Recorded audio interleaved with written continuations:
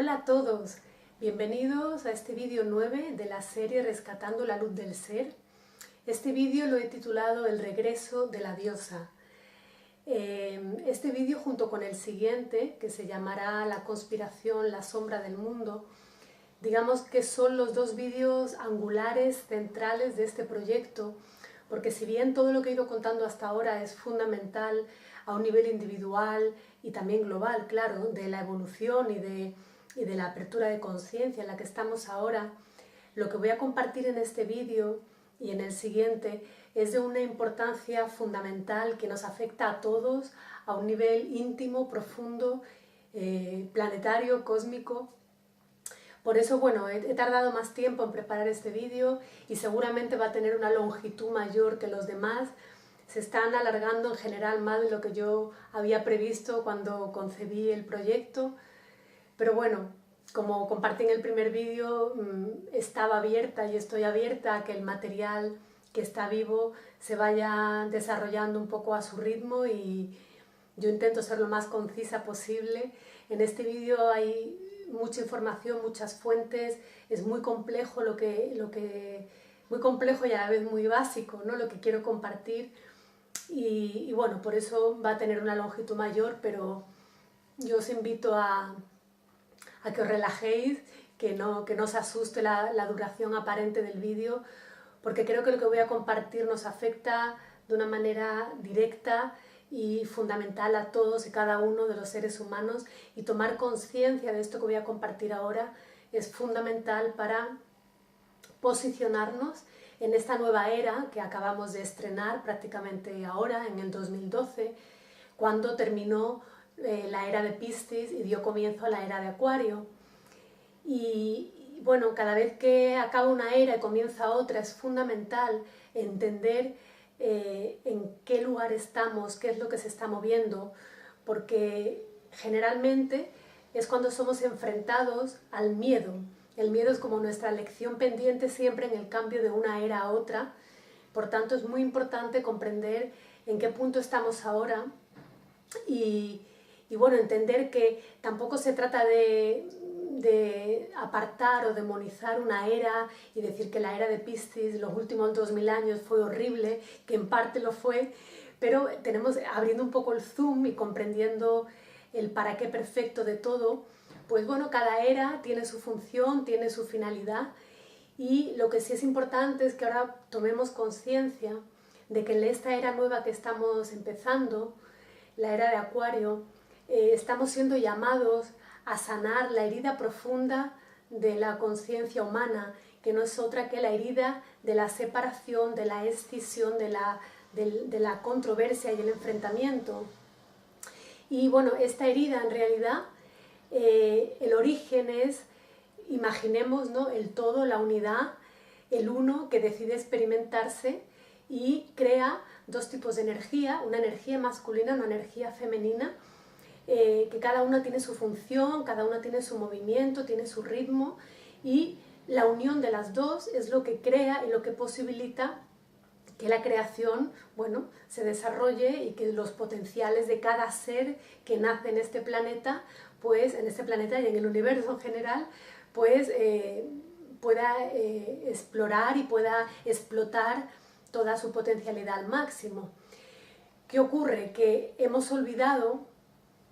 en este mundo en el que vivimos ahora, hemos dejado de lado la experiencia femenina de la existencia, de manera que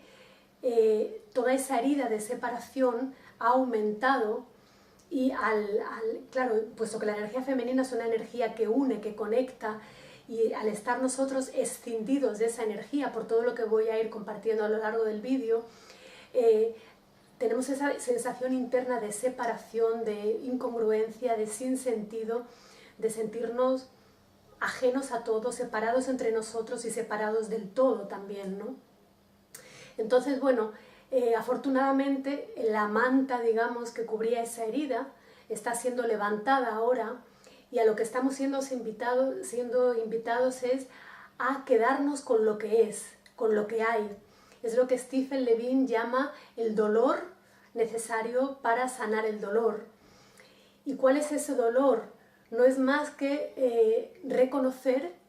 que en la actualidad, en esta existencia, en esta cultura, en este planeta ahora mismo, no comprendemos la energía divina femenina, no comprendemos la diosa, digamos. ¿Por qué? Porque seguimos conectando y relacionando la feminidad como un aspecto únicamente biológico. Y esa simplificación de lo divino femenino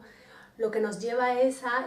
quedarnos presos de una conciencia patriarcal obsoleta que lo que está ignorando y pasando por alto es que la diosa está dentro de cada hombre y de cada mujer, que la diosa es como ese pegamento que permite que lo masculino y lo femenino se unan y que la diosa está llamada y tiene que volver a ocupar el lugar predominante en la conciencia humana que tuvo durante siglos en otra época. Por eso todo el desencanto de hoy en día, ¿no? El miedo al futuro, la sensación de atascamiento que tenemos de no ver hacia dónde puede ir el mundo, todo eso es irreal porque estamos pasando por alto que sí que hay una alternativa, que la alternativa es mirar a ese pasado perdido para comprender el papel que la diosa ha jugado en nuestra historia, porque el papel de la diosa ha sido fundamental durante siglos y es la que ha permitido realmente entender la manera en la que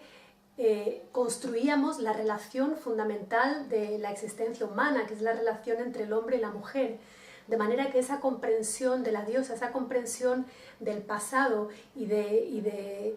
todo lo que conlleva la apertura de nuevo al divino femenino es lo que puede asegurar que la relación del hombre y de la mujer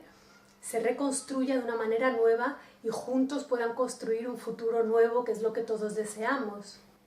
Bueno, entonces voy a detenerme un poquito a compartiros qué es lo que había antes de esta forma de sociedad o de cultura o de relaciones que tenemos ahora, porque muchas veces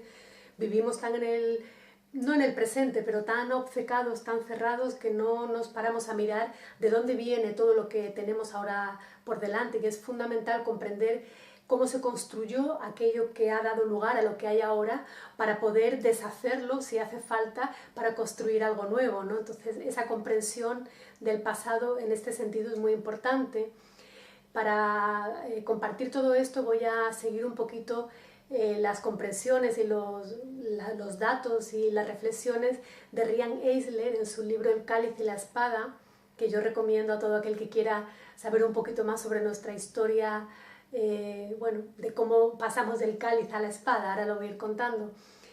Muchas veces el analizar los datos de la prehistoria se hace complicado, no tanto porque falten piezas, sino porque las piezas que hay las estamos interpretando desde un paradigma dominador, desde el paradigma prevaleciente en el momento, que suele tener una mirada muy interesada y muy sesgada. Y precisamente por eso se nos ha hecho creer que antes de que llegaran los conquistadores indoeuropeos a Europa, aquí no había nada, había pueblos salvajes que no tenían una cultura significante, y eso no es cierto, ahora lo vamos a ver. También muchas veces la historia oficial, la arqueología oficial, pasa por alto todos aquellos indicios y señales y muestras de otras sociedades y otras épocas en las que los hombres y las mujeres convivían en igualdad. Todo aquello que muestra y que confirma eso ha sido dejado de lado. ¿Por qué? Porque realmente suponía una amenaza muy grande al sistema dominador. Porque en el momento en el que arrojamos luz a ese pasado, como he dicho antes, estamos arrojando luz a una posibilidad de futuro que evidentemente no es la que hemos tenido hasta ahora. Por tanto, hay mucho interés en que no se conozca qué había realmente en esa época, ¿no? Por ejemplo, en el Paleolítico, hace mucho tiempo, ¿no? Pero ya en el Paleolítico, con la mera observación de la naturaleza y de la vida que tenían, pues de ello vivían y así aprendían en la pura observación, descubrían que la vida humana, la vida animal, se generaba en el cuerpo de una hembra y que igualmente el cuerpo de las mujeres tenía algo de sagrado, puesto que estaba alineado con los ciclos de la luna, los ciclos de la marea, los ciclos de las estaciones, de forma que para ellos no fue difícil empezar a adorar a una imagen, a crear, y hay restos arqueológicos de ello, todas las imágenes de la diosa, bueno, como la energía sustentadora y creadora de vida que era. Igualmente en el Neolítico hay muchísima imaginería de la diosa que de nuevo no es reconocida en los círculos oficiales arqueológicos y es dejada de lado, porque en realidad, ¿qué es lo que viene a mostrar todos los restos arqueológicos del Neolítico? Pues primero que la sociedad, digamos, de esa época, si había elegido como centro de su adoración a una mujer dando a luz, era una sociedad enfocada básicamente en la vida y en el amor, en la creación. Igualmente, los restos arqueológicos dan muestras de que es una sociedad en la que las mujeres tenían posiciones de poder importantes y una sociedad también en la que los hombres y las mujeres colaboraban no desde la jerarquización, sino desde la solidaridad. Evidentemente todo esto arroja una nueva luz a aquello que pasó y realmente nos hace más conscientes de lo que hemos perdido ahora, ¿no? Porque también en los restos arqueológicos históricos de la Europa medieval, lo que realmente ha salido a la luz es que era una cultura pacífica en la que realmente la cultura era matrilineal, es decir, que las herencias y todo pasaba a través de la madre. Era una cultura también en la que se rendía el culto a lo femenino, a la diosa, ¿no? Como imagen y como concepto esencial. Y claro, esto contradice también mucho toda esa creencia que tenemos de que las desigualdades sexuales es algo inherente a la naturaleza humana, y no es cierto. Eso ha sido algo que ha ocurrido con posterioridad. Y claro, es que nuestra cultura, desde el pensamiento un poco dicotómico que tiene y dual de si no es esto, tiene que ser aquello, si no es blanco, tiene que ser negro, entiende que aquellas sociedades en las que se hacía un culto a la diosa tenían que ser sociedades matriarcales. Y claro, esta concepción viene de del propio sistema que tenemos actualmente, que es un sistema dominador en el que la mitad de la humanidad subyuga, digamos, o está por encima de la otra mitad. Da igual que sea el hombre sobre la mujer, en cuyo caso sería una sociedad patriarcal, o la mujer sobre el hombre, que también ha ocurrido, en cuyo caso sería una sociedad matriarcal. Pero de lo que estamos hablando aquí no es de un matriarcado, sino de una sociedad solidaria donde no había una imposición de un género sobre el otro, sino una colaboración en solidaridad y en igualdad. Entonces, por un lado tendríamos el sistema dominador, bien tenga la cara del matriarcado o del patriarcado, y por otro la alternativa que muestran esas sociedades paganas, prehistóricas, digamos, o antiguas, no tan prehistóricas, luego se fueron prolongando un poco, pero lo que están mostrando es que es una convivencia no necesariamente jerárquica, sino igualitaria, donde tanto hombres como mujeres eran hijos de la diosa. Y eran culturas y sociedades donde no había una separación entre lo pagano y lo religioso, porque todo era religión. La religión era la vida era la religión, porque Dios estaba en todas las cosas.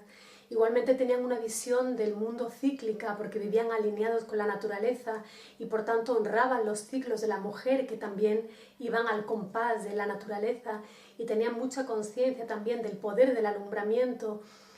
reconociendo que todo estaba vivo. La pregunta entonces más importante que nos podemos hacer ahora es cómo ocurrió eso, cómo se dio ese cambio de dirección en nuestra evolución cultural, de un sistema sustentador de vida a un sistema enfocado en la muerte y la destrucción, de un sistema en definitiva solidario a un sistema dominador, y del cáliz a la espada, cómo hicimos o cómo nos hicieron ese tránsito. Todo empezó allá por el quinto milenio antes de Cristo, más o menos entre el 4500 y el 2500. Durante todos esos años se dio una sucesiva ola, una tras otra, de invasores nómadas indoeuropeos que realmente destronaron a la diosa de una manera salvaje e impusieron un modelo social de dominación basado en la violencia masculina, en la jerarquización, en el autoritarismo. Fue como un vuelco también en el concepto del poder, y se pasó de estar enfocada la sociedad en la creación de lo nuevo, enfocada en la producción, y cambiar todo eso para realmente vivir en una sociedad enfocada en la destrucción, en la espada, ¿no? En la muerte. Y todas estas invasiones no solamente trajeron muchísima devastación física, sino un empobrecimiento cultural increíble. porque además todas las culturas híbridas resultantes de esta mezcla, digamos, no eran ni por asomo tan elevadas y tan conscientes y tan pacíficas como eran las sociedades previas a la invasión. Con la realidad como quedó patas arriba, el conocimiento de pronto ya no era algo digno de estar alineado con ellos, sino realmente era algo pecaminoso. Y la información que llegaba a la gente de esa época era: ojo con atreverte a pensar por ti mismo y a contradecir lo que la élite, lo que los que mandan dicen que es la verdad, ¿no? Porque si osas a desafiar eso, serás castigado de la manera más salvaje, ¿no? Entonces el conocimiento se convierte en pecado, el nacimiento se convierte en algo sucio y la muerte, por el contrario, se empieza a ensalzar y se convierte en algo sagrado. De hecho, la imagen, digamos, de la mujer dando a luz, que era la imagen central de la divinidad de estas culturas paganas previas a la conquista de estos pueblos invasores, es sustituida por la imagen de un Cristo sufriente en la cruz, de manera que eso ya nos da una imagen perfecta de qué es lo que estaban intentando crear a través de la imaginería, ¿no? Porque claro, la pregunta es cómo hicieron todo esto, ¿no? ¿Cómo lograron todo esto? Evidentemente el miedo y la coerción personal fue fundamental, pero una herramienta todavía más poderosa fueron las historias sagradas, los edictos clericales, porque todo eso realmente es lo que empezaba a llegar a la población de una manera masiva. Y en todas estas historias sagradas lo que se está legitimando a través de esa supuesta moralidad que muestra la Biblia, que más que moralidad es, aparte de que está atrofiada, es una pseudo moralidad, porque lo que hacen es utilizar la voluntad de Dios para justificar tropelías totalmente injustificables, como la violación a la mujer por parte de los maridos, de los padres, es decir, la mujer como propiedad del hombre, que podían hacer con ella lo que quisiera, y la Biblia de alguna manera justifica y permite todo esto sin que haya ningún tipo de amenaza para el castigo, de manera que toda la imagen y la manipulación de la Biblia fue fundamental en todo este proceso. Con todo, y a pesar de esa manipulación de la palabra escrita, sagrada, entre comillas, gracias a una nueva generación de teólogos y de historiadores de las religiones que han decidido ir más allá del Antiguo Testamento e ir por debajo, estamos teniendo acceso a textos y a información de las primeras comunidades primitivas cristianas.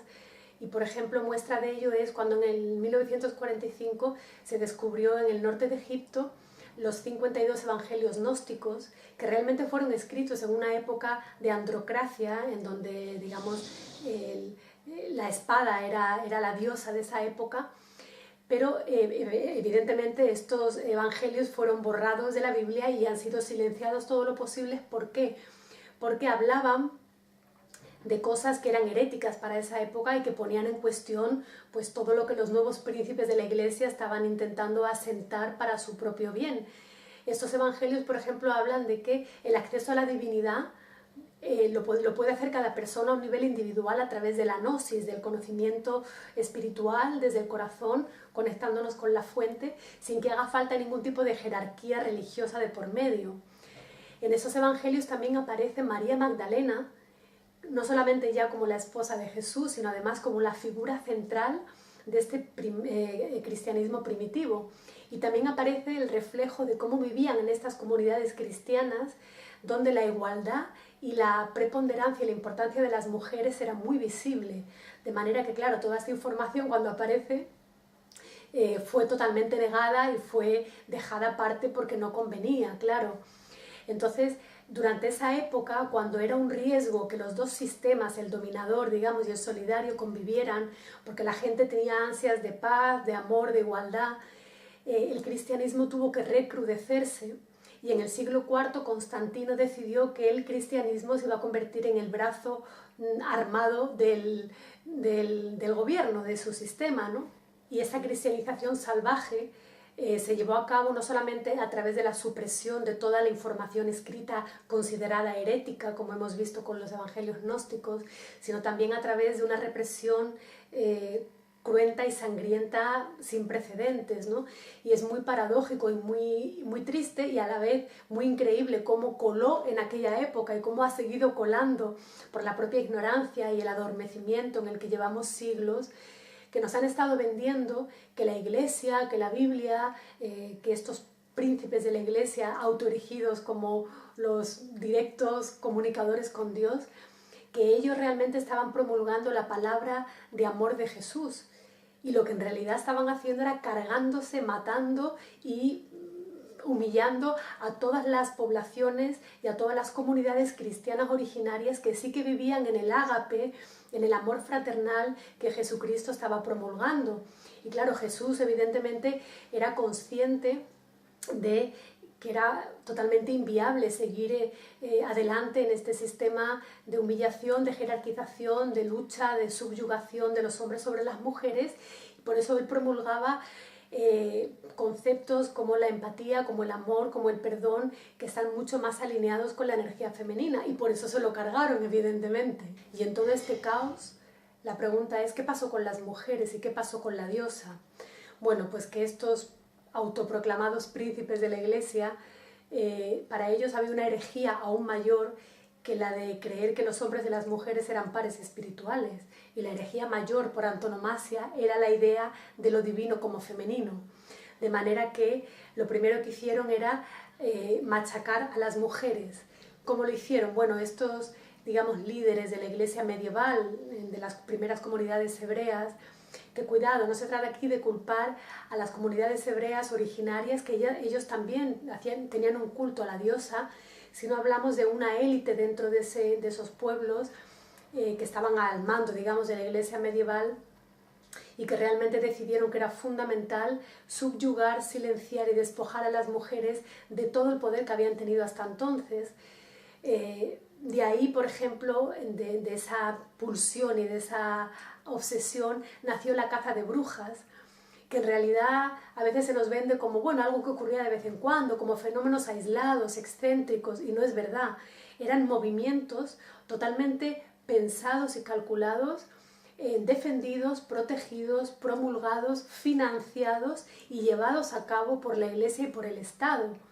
Y la pregunta es, bueno, ¿por qué había tanto interés en quemar a estas mujeres, ¿no? A estas brujas, ¿no? Evidentemente, bueno, por un lado, los médicos oficiales que habían desarrollado sus conocimientos en el seno de la Iglesia veían como una amenaza estas mujeres curanderas de alguna forma que hacían magia y que es verdad que tenían un efecto en la salud, pero a través de cosas que ellos no comprendían y que evidentemente no querían que la gente tampoco comprendiera, pues como era el conocimiento de las plantas sagradas, el conocimiento de los ciclos, el conocimiento y el contacto con los otros planos, con los espíritus, en fin. Entonces era fundamental para ellos quitarse esta competencia de en medio. También las mujeres, la mayoría de las brujas quemadas, evidentemente adoraban a la diosa, eran conscientes de dónde venían y estaban todavía conectadas con este culto a la deidad femenina, ¿no? Y otra de las razones fundamentales, y quizá la más importante, era porque estas mujeres se las consideraba sexuales. Y en esa época, permitir que una mujer fuera libremente sexual y libremente económica, o sea, que tuviera libertad económica, era totalmente impensable para estos líderes de la Iglesia, porque ponían en entredicho todo el armazón económica que era realmente el sistema de control del Estado, ¿no? Entonces había que acabar con estas mujeres que, bueno, tenían plena conciencia de su cuerpo, plena conciencia de su sexualidad y del poder que ese contacto con ellas mismas implicaba. Y en toda esta, bueno, masacre y este sinsentido, hubo un momento en que la imposición a través del poder y de la agresión no era suficiente. Había que destronar a la diosa del lugar que había ocupado hasta entonces y sustituir ese espacio con nuevas deidades, evidentemente amenazadoras, masculinas y que mantuvieran a la población atemorizada, ¿no? Entonces, ¿cómo consiguieron, digamos, retirar o sacar a la diosa de su altar? Por un lado, primero la convirtieron, la degradaron, digamos, de categoría y la pasaron a subordinarla, siendo simplemente el consorte de un dios masculino mucho más poderoso que ella. Otro recurso también era todos los atributos de lo femenino pasarlos al dios masculino, o bien adorar a una deidad femenina, pero que fueran diosas asociadas a la guerra, como por ejemplo la diosa de Istar, ¿no? que realmente generaba mucho miedo porque bueno, estaba asociada, era la diosa de la guerra, Istar. Otra manera también de sacar a la diosa de su altar era sacarla de la Biblia, no nombrarla como si no hubiera existido nunca, ¿no? Quitarle la palabra, quitarle la presencia. Y como último recurso es manipular todos los símbolos asociados a la diosa. Y un ejemplo, el más palpable, es el símbolo de la serpiente. La serpiente es por antonomasia el símbolo de la diosa, y como los antiguos jefes de la iglesia lo sabían, durante una época lo que hicieron fue desacreditar al símbolo, digamos, cambiarle la polaridad, ¿no? Y para ello utilizaron el gran mito de Adán y Eva, ¿no? En el que la serpiente es la culpable de tentar a Eva a comer del árbol del conocimiento y consecuentemente a ser expulsados los dos del paraíso. Entonces la serpiente, a través de este mito tan inculcado que tenemos, pasó de ser un símbolo sagrado de sabiduría oracular a ser un símbolo demoníaco realmente que había que despreciar, ¿no? Pero claro, bueno, y esto lo permitió, o sea, realmente el mito de Adán y Eva tuvo dos consecuencias maravillosas como parte de la manipulación política, ¿no? que supuso este mito. Por un lado fue desacreditar el símbolo de la diosa y con ello a la propia diosa, y por otro lado justificar que a la mujer se la pudiera pegar, maltratar, violar y evidentemente subyugar, puesto que había desafiado al dios Jehová, ¿no? que estaba ahí con el garrote desde arriba, ¿no? Y si bien en unas épocas, con este símbolo en concreto y con muchos otros, lo que se hacía entonces era desacreditarlo, ya hemos dicho, en otras épocas, puesto que su poder y su presencia era tan ubicua y tan imposible de ignorar, lo que hicieron todos los señores indoeuropeos de la época fue incorporar el símbolo de la serpiente a toda la simbología, a toda la riqueza que les rodeaba. Eso tenía también una intención política muy clara. Por un lado era legitimar su propio poder y por otro era recordar la derrota de la diosa, como diciendo, aquí estamos nosotros, ¿no? Los que hemos acabado con ella, ¿no? Y seguramente no somos ni conscientes ahora de las implicaciones que la serpiente tiene en nuestra vida actual, ¿no? De cómo está entretejida en símbolos que, bueno, no son familiares y que están ahí, pero que carecen totalmente de significado y evidentemente de intención, ¿no? El propio símbolo del caduceo, que es el símbolo que la medicina adoptó, es esa vara con las dos serpientes entrecruzadas, ¿no? O el símbolo de la farmacia es una copa y una serpiente, es el cáliz y la serpiente, o sea, toda la simbología de la diosa ha ido perviviendo a lo largo de los siglos, lo que pasa que tergiversado y manipulado con otros contenidos para que la gente no pudiera relacionar una cosa con la otra. Bueno, y ahora llegamos al núcleo del vídeo en el que vamos a ver un poco cómo todo este contexto que he compartido explica y le da un marco a el presente, a nuestro presente como mujeres, a nuestro presente como hombres, a nuestro presente en el que podemos ver expandidas cómo nos relacionamos entre nosotros, cómo nos relacionamos cada uno con su propio cuerpo, y todo esto tiene sus orígenes y sus raíces en todo esto que he compartido. De ahí la importancia un poco de darle un espacio a la historia para entender cómo hemos llegado a esto que estamos ahora, ¿no? Porque si bien hemos visto ya un poco las consecuencias de la cristianización de la existencia, todo lo que conllevó, parece ya que en la última parte de la era de Piscis, ¿no? Desde el 1500 a la actualidad, afortunadamente, en apariencia la Iglesia y el Estado dejaron de tener el poder supremo que habían tenido hasta ese momento y llegó la era de la razón. Descartes, Darwin realmente introdujeron una nueva esperanza, ¿no? En la razón, que si bien fue revolucionaria, también conllevó algo muy importante y que nos está marcando todavía hoy en día, ¿no? Y es la separación, la concepción de una existencia separada, ¿no? el hacer tanto hincapié en el pensamiento racional, lógico, lineal, dejó de lado el hemisferio derecho de nuestro cerebro, nos obligaron de alguna manera a movernos, a relacionarnos, a vivir, a creer desde el hemisferio izquierdo únicamente, y desde esa desconexión de nuestro hemisferio más creativo nos desconectamos de la capacidad de crear, de ser creativos, y la creatividad es la piedra angular de cualquier civilización, y si tú a una civilización le quitas la capacidad de crear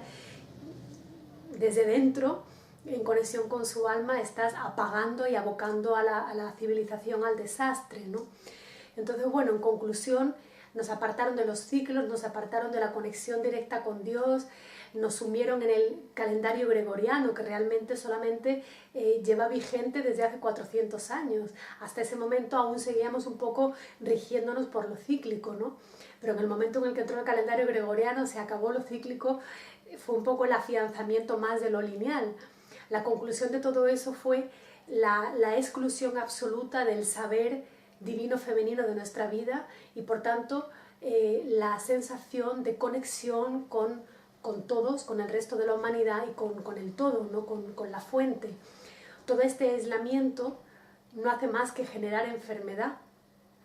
enfermedad a todos los niveles, y es un poquito lo que me voy a detener ahora, enfocándome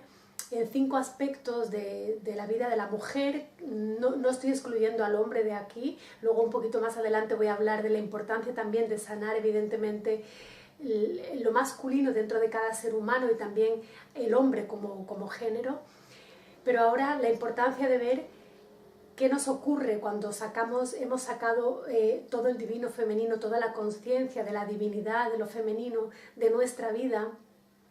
Pues por un lado nos desconectamos de nuestra mujer salvaje,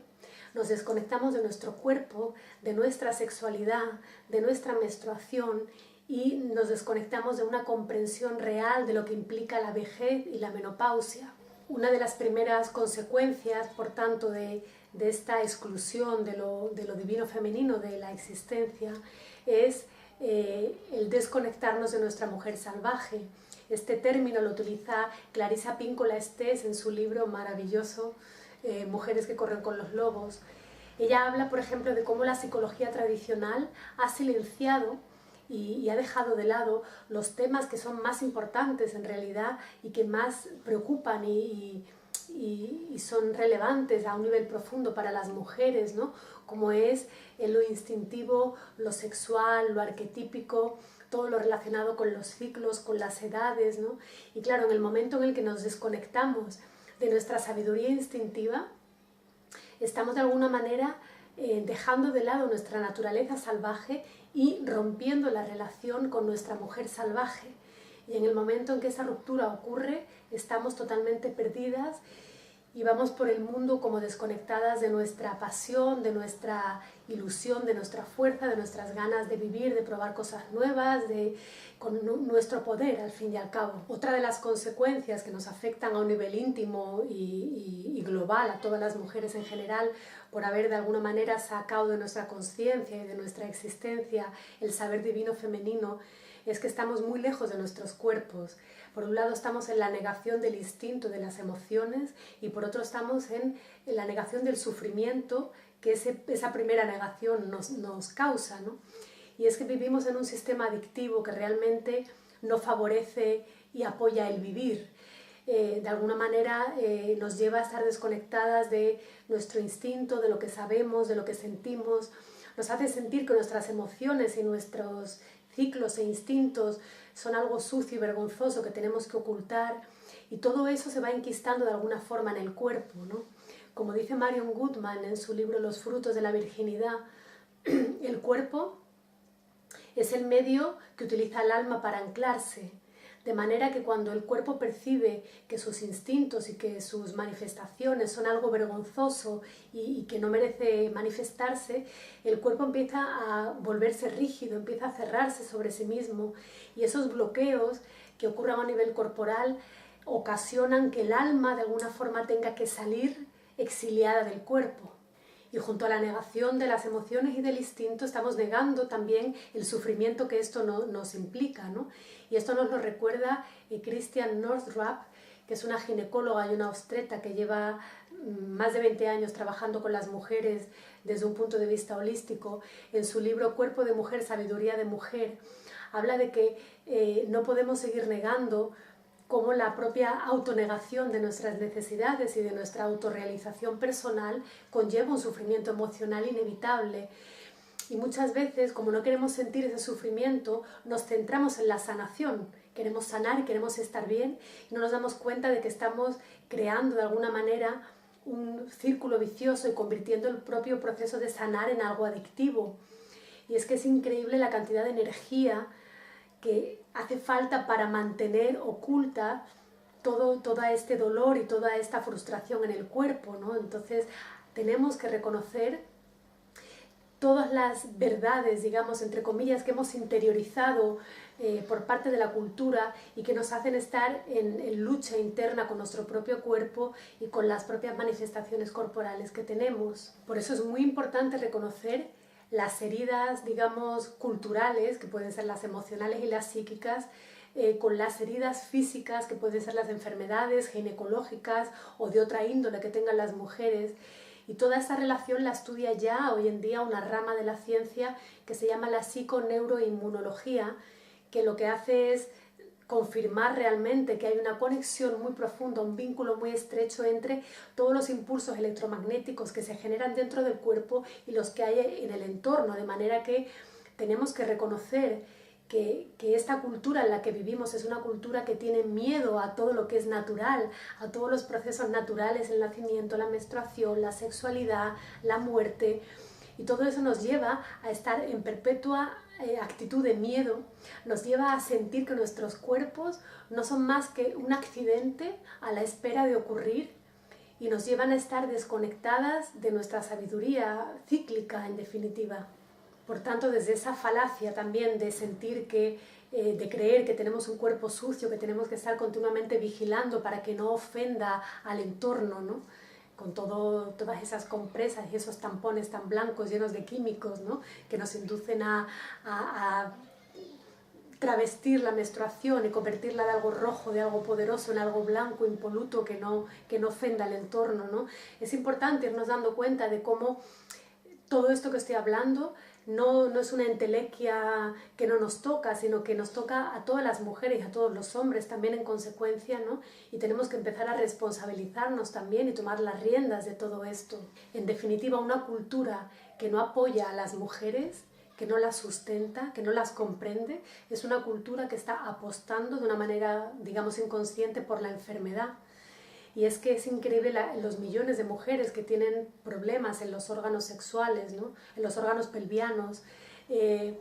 evidentemente en las mamas también, ¿no? Pero me voy a centrar un poco en la simbología, la importancia de los órganos que tenemos aquí conectados con el segundo chakra, pues el útero, los ovarios y las trompas, ¿no? Este espacio es un espacio creativo que puede generar libros, hijos, pasteles, es decir, es el caldero en el que todo se genera, ¿no? De manera que cuando, por ejemplo, el útero está profundamente relacionado con el sentimiento íntimo de identidad que tiene la mujer, con la fe en sí misma. Así que cuando una mujer tiene dudas sobre sí misma y está en una situación de no conocerse, de no respetarse, de infravalorarse, puede tener problemas en el útero. Al igual que, por ejemplo, los ovarios están más relacionados con la creatividad y con el tipo de relaciones que tiene la mujer con el entorno, ¿no? De forma también que cuando los ovarios pueden enfermar cuando la mujer está en un sentimiento de, por ejemplo, de rabia, de revanchismo, de violencia y de agresión hacia otras personas. Esa emoción se enquista en los ovarios y puede crear también problemas. También cuando la mujer se siente controlada por el entorno o manipulada o siente que no dejan que se exprese, también puede crear problemas en los ovarios. Entonces, bueno, es muy interesante dejar de salir del papel de víctimas y darnos cuenta de cómo nuestro entorno, nuestra familia, nuestra sociedad, nuestra cultura y nosotras mismas, porque estamos absorbiendo y permitiendo todo eso y aceptándolo como verdades, asumir la responsabilidad de que tenemos la capacidad para transmutar esto, ¿no? Ahora lo vamos a ver un poquito más adelante, el cómo hacerlo. Otra consecuencia de esta desconexión con lo femenino es la distancia que tenemos de nuestra sexualidad, entendida de una manera plena, completa y realmente que nos lleve a realizarnos, ¿no? Y nos lleve a conectar con lo que somos, pues realmente es un medio y es un puente de elevación de conciencia, ¿no? Y claro, es que en los círculos médicos oficiales o realmente la frecuencia del coito parece que es como la única medida para saber la satisfacción o la calidad de las relaciones sexuales. Evidentemente hay muchísimos factores que intervienen en esto, ¿no? Lo que ocurre que, bueno, en esta sociedad en la que vivimos, la baja autoestima de las mujeres, las relaciones adictivas que se crean, la proliferación de un sexo vacío, ¿no? La invitación a la sexualización de todo, lo vemos en los anuncios de helados, de queso, o sea, todo está sexualizado al máximo, ¿no? Ya veremos un poco en el siguiente vídeo sobre la conspiración que eso tiene una intención, no es tan gratuito ni tan inocente, ¿no? Pero en definitiva todos estos comportamientos llevan a que la mujer no esté conectada con lo que realmente desea a un nivel sexual. Y como también nos recuerda Bárbara Marciniak en su libro Familia de Luz, los órganos sexuales son el centro de nuestro ser. Y cuando no tenemos conciencia de esto y los malutilizamos en un sexo vacío, en un sexo frívolo y superficial o no consciente, estamos privándonos del poder que reside en nuestros órganos sexuales, el poder entendido como la sensación de conexión con todo, la asunción de la responsabilidad, el poder entendido también como la capacidad de desarrollar una madurez para saber cuándo realmente queremos manifestar nuestra sexualidad. Y junto al distanciamiento y el alejamiento de nuestra sexualidad, también nos alejamos indefectiblemente de nuestra menstruación. Y bueno, claro que en las culturas antiguas conocían y honraban la menstruación por todo lo que ello implicaba, ¿no? Pero los primeros varones de las primeras sociedades patriarcales veían en la menstruación una amenaza. Empezaron a sentir que la mujer menstruante ocultaba detrás un poder oculto, una magia que ellos no conocían, eso de que la mujer sangrara sin que fuera porque la herían como a ellos en la batalla, cazando animales, sino que la mujer menstruara y se regenerara a sí misma. Aquello era un acto de magia que amenazaba, bueno, evidentemente era desde su propio miedo, su propia debilidad. Empezaron a transformar la menstruación de algo sagrado y algo santo en algo sucio, y desde ese miedo la mujer menstruante fue apartada de la comunidad porque era la única manera en la que encontraban para apartar y un poquito aplacar el poder que ellos sentían que tenía la mujer cuando estaba menstruando. Y eso ocurría no solamente en las sociedades antiguas, sino también hoy en día. La menstruación se sigue viendo como una desventaja biológica. Y bueno, claro, ¿qué ocurre? Que vivimos en una sociedad orientada hacia lo masculino. Ya hemos visto que lo masculino tiene una cualidad lineal, de manera que, como vivimos en una sociedad de tiempo lineal, de visión lineal, estamos muy desconectadas de nuestra naturaleza cíclica. Igualmente, como no hay una estructura de comunidad que sostenga y que sea consciente de la relevancia y de la significación de la menstruación, no podemos aprovechar para crecer todo un poco el estado alterado de conciencia que implica realmente la menstruación.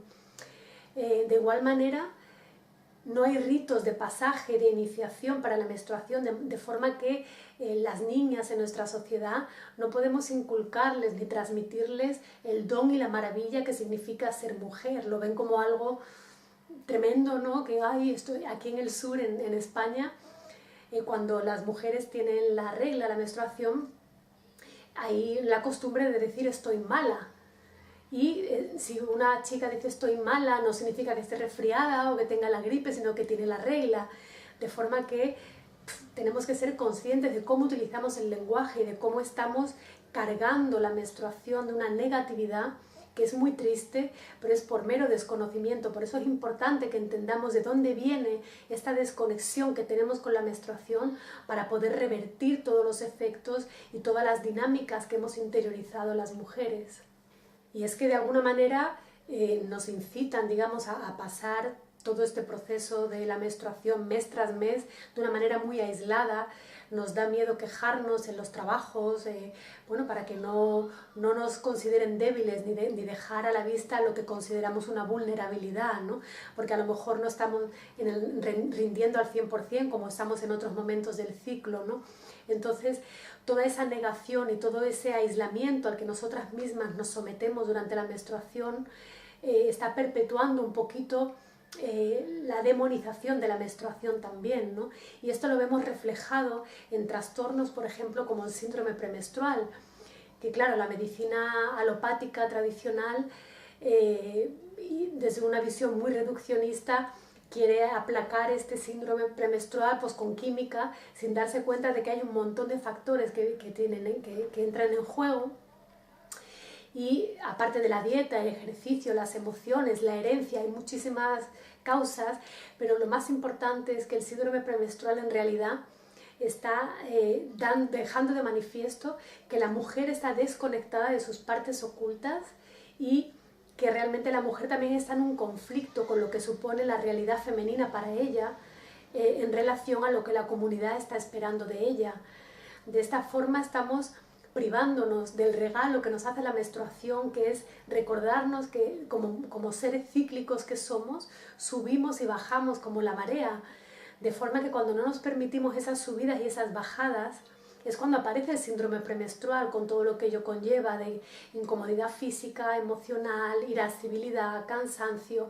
porque no estamos dándonos el permiso de durante la menstruación recogernos en el descanso, parar, porque estamos totalmente en efervescencia en esa sociedad en donde solamente se nos incita a actuar, hacer, y estamos negando la naturaleza de parar, la naturaleza cíclica de subir y bajar, que es lo que la menstruación nos regala al fin y al cabo. Y por último, otro de los efectos que vienen como consecuencia de esa desconexión de lo femenino entendido de una manera global es la relación que tenemos en esa sociedad y sobre todo las mujeres con la vejez y con la menopausia. Y es que claro, en el sistema patriarcal en el que vivimos estamos acostumbrados a que todo lo que tiene que ver con los cuerpos de la mujer, con los ciclos, se medicalice, se patologice.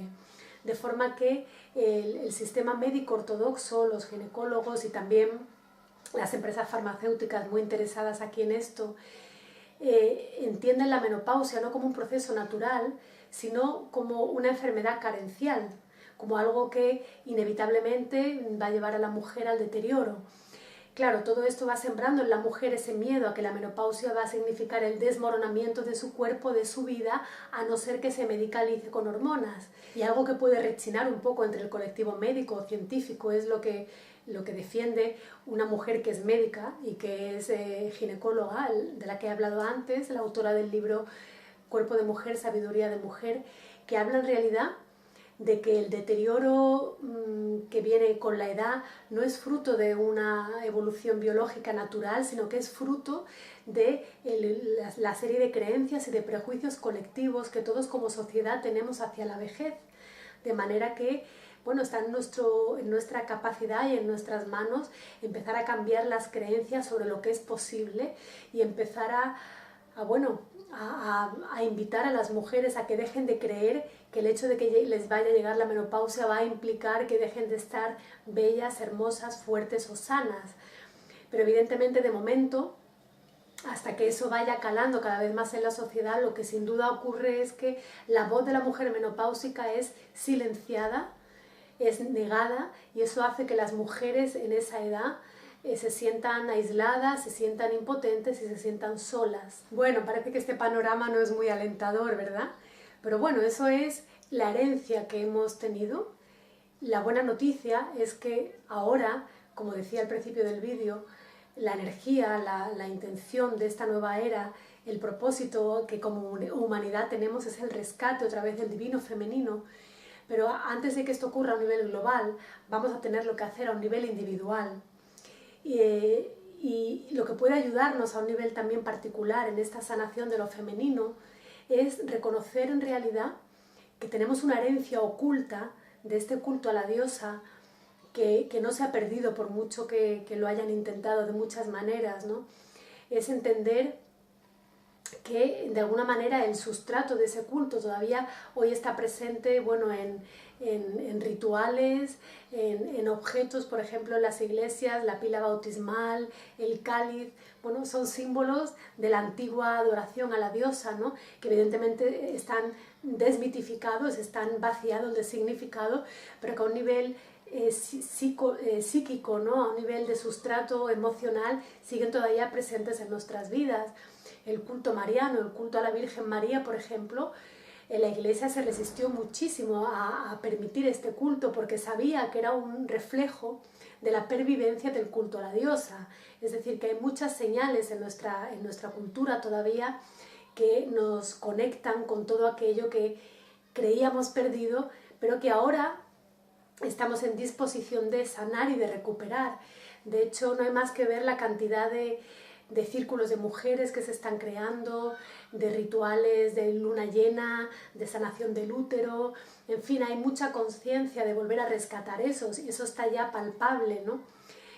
Por tanto, es muy bonito ver cómo ese sustrato, de alguna manera, está todavía en nuestra esencia, en nuestras células, y lo que estamos llamadas a hacer ahora es a recordar, y nada mejor que recordar en comunidad, en grupo, en grupos de mujeres, pero también es muy importante no olvidar el trabajo individual que cada una tiene que hacer. Y ese trabajo pasa por empezar a vivir, aprender a vivir desde dentro hacia afuera. Y eso implica dejar de enmascarar y de negar los síntomas físicos que tenemos. Eso implica volvernos a alinear con nuestra naturaleza cíclica y a reconocer, bueno, todas las ventajas y aparentes desventajas que tiene el hecho de ser mujer. Digo aparentes porque, bueno, es el sistema un poco dominador el que nos ha hecho creer eso acerca de nosotras mismas. Por tanto, en este proceso un poco de recuperar esa fe en los valores del corazón, en el poder que cada una tiene, que cada una es, yo me voy a detener en 6 aspectos un poco de cómo llevar a cabo ese rescate de la diosa, ¿no? A un nivel individual. Primero sería dejar de negar los síntomas y empezar a asumir la responsabilidad de nuestros cuerpos y de las enfermedades que estemos sufriendo, ¿no? Ahora me detendré en eso. También sería el rescatar la mujer salvaje que cada mujer lleva dentro. También sería el reconectar con todas las diosas que cada una lleva. Asimismo también tocaría ya empezar a recuperar la honra por la menstruación, por la sexualidad sagrada y por la menopausia y la vejez. En este camino de rescate de la diosa que estoy compartiendo ahora, lo primero sería hacernos responsables de nuestras enfermedades o de nuestros malestares físicos, emocionales, mentales, porque si la ciencia de la conexión mente-cuerpo ya ha demostrado que podemos enfermar por el entorno, de igual manera tenemos el poder para sanar. Lo que pasa es que nos suele costar esto. ¿Por qué? Porque de alguna manera reconocer que tenemos el poder para sanar nos lleva a pensar que nos hemos creado nosotras la enfermedad. Y estamos confundiendo aquí de nuevo otra vez la responsabilidad con la culpabilidad. No se trata de sentirnos culpables de nada, sino saber que tenemos el poder para sanar nuestros cuerpos. Y lo primero para que eso ocurra es cambiar las creencias acerca de lo que es posible. Otro paso, otra intención súper importante en este rescate de la diosa interna dentro de cada una es la recuperación de la mujer salvaje, de la que habla, como decía antes, Clarissa Pinkola Estés en Mujeres que corren con los lobos. Y habla de que, bueno, las mujeres salvajes, igual que los animales salvajes, son como especies en peligro de extinción. Y con la palabra salvaje aquí no nos estamos refiriendo a esa forma peyorativa de referirnos a la falta de control o a la falta de capacidad de una persona de relacionarse de manera equilibrada en una sociedad. No es ese salvajismo, sino es el término salvaje aquí referido a la capacidad innata para vivir de una manera natural, conectada con la naturaleza, en plena integridad, y conectada también con los ciclos y sabiendo poner los límites de una manera saludable. ¿Qué ocurre? La naturaleza salvaje de la mujer en realidad es como su brújula, es como su corazón salvaje, y toda la salud espiritual y emocional de la mujer depende de que esté conectada con esa naturaleza salvaje. De hecho, cuando una mujer cualquiera escucha el término mujer salvaje, aunque sea la primera vez que lo ha escuchado, es como un llamar a la puerta, es como algo en ella se despierta, es como un recuerdo antiquísimo que nos hace realmente darnos cuenta de que tenemos un vínculo y un parentesco innegable con todo el femenino salvaje, de forma que estamos llamadas a reconectar con ello para encontrar todo lo que sabemos, todo lo que somos, está en nuestra naturaleza salvaje, y la salud de la mujer y de la humanidad en consecuencia pasa por rescatar esta naturaleza salvaje y esta mujer salvaje. Me gustaría leeros un parrafito de lo que implica realmente estar en conexión con esta dimensión. Escribe Clarisa Píncola: unirse a la naturaleza salvaje significa establecer un territorio, encontrar la propia manada, estar en el propio cuerpo con certeza y orgullo, hablar y actuar en nombre propio, ser consciente y estar en guardia, echar mano de las innatas facultades femeninas de la intuición y la percepción, recuperar los propios ciclos, descubrir qué lugar le corresponde a una, levantarse con dignidad y conservar la mayor conciencia posible. Bueno, pues manera maravillosa de resumir lo que implica y las consecuencias que traería a nuestra vida si nos afanamos y si somos conscientes de la importancia de rescatar a la mujer salvaje del olvido. Otro de los aspectos que habría que tener en cuenta, ¿no?, en este proceso de sanación y de reconexión con la diosa interna y del divino femenino a nivel global es el rescatar las diosas internas que tiene cada una en su interior. Como dice Marion Goodman, la sabiduría femenina es un pez que nace de las entrañas, no es un pájaro que sale de la cabeza. De manera que es fundamental conectarnos con esas entrañas, y por eso a veces es importante buscar la ayuda de un terapeuta, de una terapeuta, que ayude a la mujer a convertirse en la heroína de su propia historia, que la ayude a darse cuenta de que está influenciada no solamente por esas cosas externas que ya hemos visto, de esos estereotipos, sino que hay una serie de fuerzas internas que están operando en todas las mujeres, que son los arquetipos, de los que ya Jung trató en su día mucho, ¿no? Y bueno, hay muchas propuestas hoy en día para trabajar todos esos arquetipos en el interior de cada mujer. Por ejemplo, Jan Shinoda Bolen, en su libro Las diosas de cada mujer, ella utiliza los 7 arquetipos básicos en los que ella clasifica a las diosas de la antigua mitología griega como una manera de poder conocer mejor los distintos tipos de mujeres, o incluso los distintos aspectos que cada mujer tiene en su interior, porque cada mujer tiene muchísimas diosas en su interior.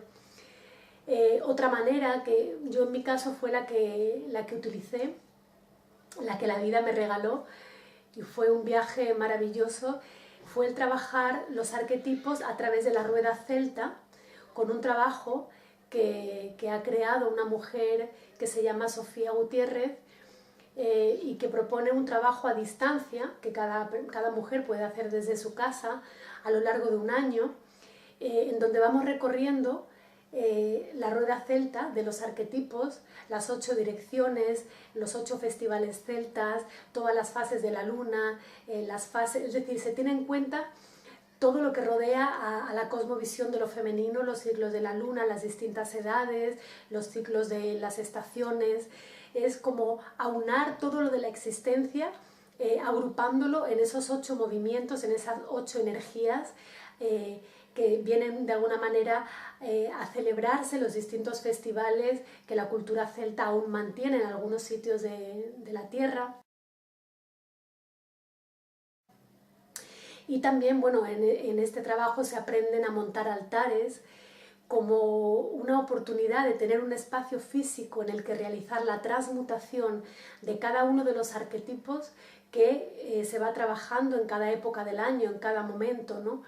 Y es una oportunidad maravillosa para bueno, conectar con las distintas cualidades que los distintos arquetipos dentro de cada mujer, dentro de cada una, están activos en las distintas fases del ciclo menstrual, en las distintas fases de la luna, las distintas estaciones del año. Así, por ejemplo, se va recorriendo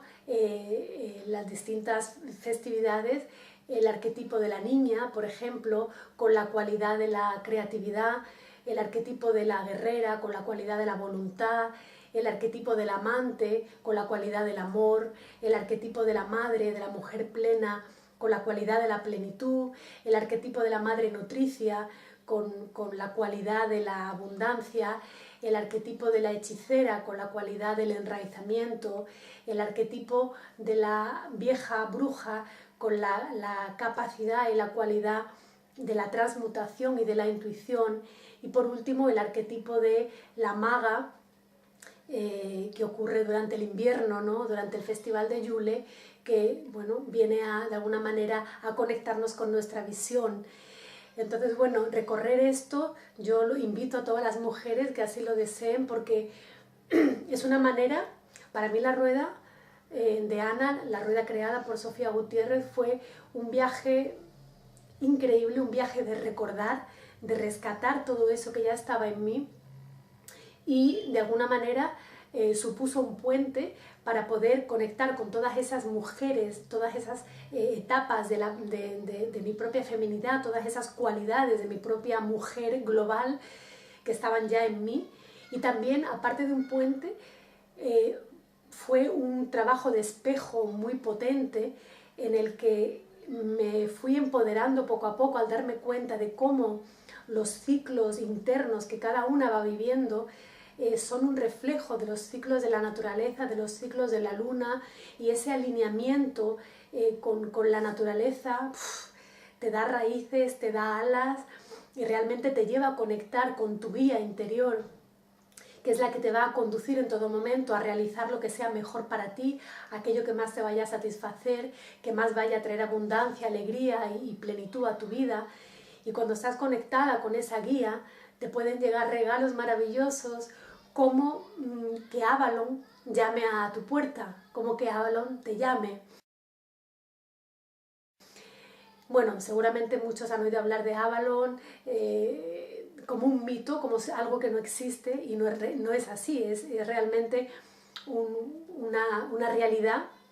que ocurre en otro plano, con otra frecuencia vibratoria que por tanto no podemos ver con los ojos físicos, que está, digamos, una realidad que está superpuesta a un pueblo físico real que existe en Inglaterra, que se llama Glastonbury, donde, bueno, es, digamos, prácticamente el sitio más vivo y más activo del planeta hoy en día, donde todavía se sigue ejerciendo el culto a la diosa. Es un sitio de peregrinaje, digamos, por así llamarlo, aunque la palabra peregrinaje tiene una connotación religiosa muy grande, y aquí no hablamos de religión, aquí hablamos de culto, pero como adoración, como veneración, como agradecimiento, sin jerarquía, sin dogma, es desde la horizontalidad del círculo, ¿no? Por eso todo el círculo, la rueda celta, todo se realiza de una manera horizontal, ¿no? Y bueno, ir a Avalon, a Glastonbury, es una manera increíble de activar esas memorias que están dentro de nosotras, que realmente nos conectan con, bueno, con todo ese linaje de mujeres conectadas con el culto a la diosa, y que nos traen de vuelta y que nos están invitando a que ahora las mujeres de esta nueva era reconectemos con toda esa sabiduría, con toda esa información, con toda esa belleza que está ahí para nosotras, para que realmente la sanación ocurra. Estamos viendo, por tanto, que para recuperar la paz física y espiritual es fundamental que el alma exiliada regrese al cuerpo y nosotras con ella. Y para volver al cuerpo, por tanto, es muy importante despertar la energía femenina. Ya lo estamos viendo, pero para despertar esa energía femenina tenemos que conectar primero con la sabiduría de nuestro ciclo menstrual y darnos cuenta de la cantidad de imágenes y de creencias negativas que hemos interiorizado acerca del ciclo menstrual, porque nuestra naturaleza cíclica ha sido el blanco de las burlas y de los chistes del entorno, y tenemos que reconocer ese dolor primero para poder desde ahí empezar a sanarlo. Y esa sanación pasa por reconocer que nuestra fuerza y nuestro poder está precisamente en que no somos constantes, en que somos cíclicas. Y cuando reconocemos eso y nos damos cuenta de que nuestros ciclos están alineados con el movimiento cíclico de la naturaleza, de las estaciones, del cosmos, es cuando nuestro poder empieza a emerger y empezamos a entender el lugar que ocupamos dentro de la creación. Para entender todas las energías que se mueven en el ciclo menstrual, la mejor guía es el libro Luna Roja de Miranda Gray. En este libro ella nos habla de que el ciclo menstrual no es solamente el momento en el que menstruamos, sino es todo el mes que pasamos por distintas etapas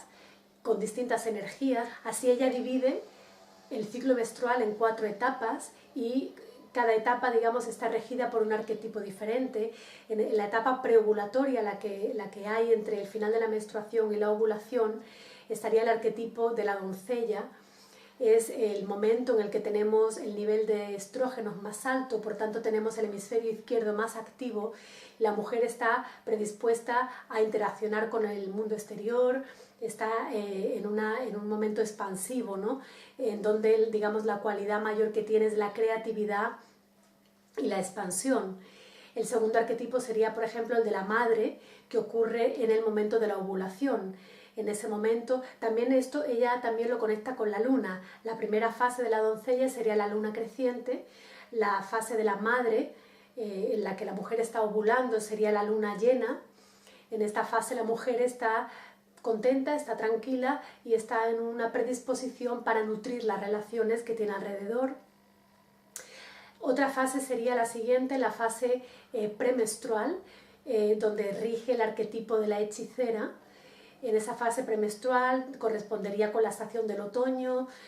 con la luna decreciente, y es el mejor momento para la reflexión y para tener contacto con nuestra sabiduría más profunda, a través de la que podemos definir y decidir qué cosas funcionan o no en nuestra vida. Por eso el momento premenstrual es tan conflictivo, porque nos pone de cara con todo aquello que no funciona. Y como además no nos damos el permiso para el reposo y el descanso que requieren esos días, entramos en una lucha y en una tensión interna muy grande, hasta que llegamos al último momento del ciclo, que sería el momento de la vieja, que sería en el momento en el que menstruamos.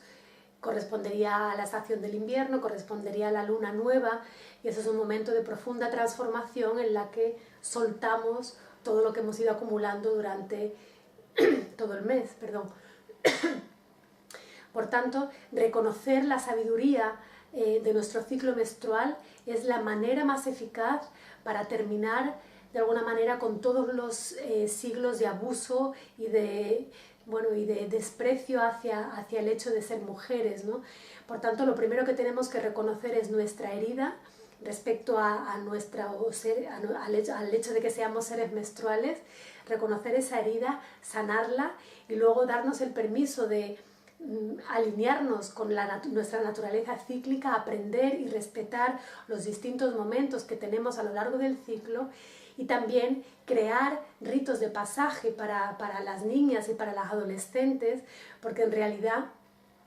no van a poder desarrollar una sexualidad plena si no están alineadas y de alguna manera reconciliadas con la menstruación y con el hecho de ser mujeres. Otro de los aspectos que tenemos de alguna manera que revisar y que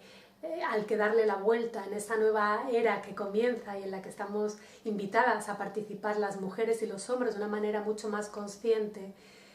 es la de rescatar la comprensión de la vejez y de la menopausia que hablábamos antes, ¿no? Y ahora entendemos mejor que toda esta malinterpretación de la menopausia, todo este rechazo a la vejez, no es más que una manera errónea de interpretar el arquetipo de la hechicera que hemos visto, ¿no? Vivimos en una cultura, en una sociedad en la que la sabiduría que está contenida en las personas mayores, en los hombres y las mujeres, pero sobre todo en las mujeres, es una sabiduría que es temida. Y reflejo de esto es todos los cuentos, todas las historias, todos los mitos en donde la mujer mayor es una bruja mala que vive sola en medio del bosque, que es una mujer excéntrica. Y claro, todo eso ha sido una manipulación, ha sido una creación a propósito. ¿Por qué? Porque esa mujer mayor, de alguna manera, se ha liberado ya de todo el yugo de la tribu. Es decir, es una mujer que ya hace lo que quiere, que entra y sale cuando quiere, que ya ha criado a los hijos, que no debe nada a nadie, que si está conectada con su poder es tremendamente poderosa. Por tanto, la mujer mayor, la vieja, era una tremenda amenaza para el sistema patriarcal, ¿no? Y entonces, bueno, por eso se han encargado de llevarnos a despreciar la vejez y todo el ciclo que viene después de la menstruación, ¿no? Afortunadamente cada vez hay más voces que se elevan defendiendo esta etapa, pero sin duda es cada mujer a un nivel individual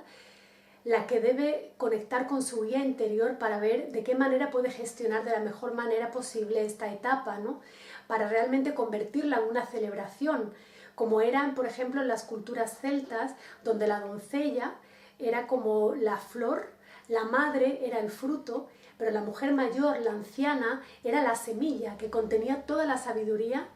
de las otras dos mujeres, de los otros ciclos previos, ¿no? De manera que estamos invitadas,